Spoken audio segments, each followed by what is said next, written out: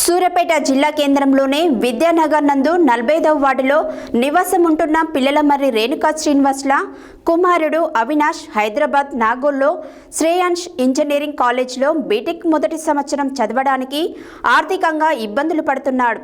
జిల్లా chess association అధ్యక్షులు గండూరి కృపాకర్ను కలిసి తమ కుమారుడు అవినాష్ ఉన్నత విద్య కోసం ఆర్థిక సహాయం అందించవలసిందిగా విజ్ఞప్తి చేశారు.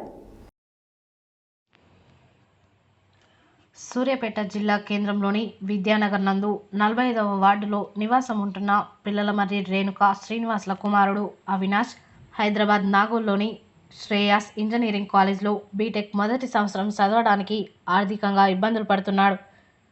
జిల్లా చెస్ అసోసియేషన్ అధ్యక్షులు గండూరి కృపాకర్ను కలిసి తమ కుమారుడు అవినాష్ ఉన్నత విద్య కోసం ఆర్థిక సహాయం అందించవలసిందిగా విజ్ఞప్తి చేశారు.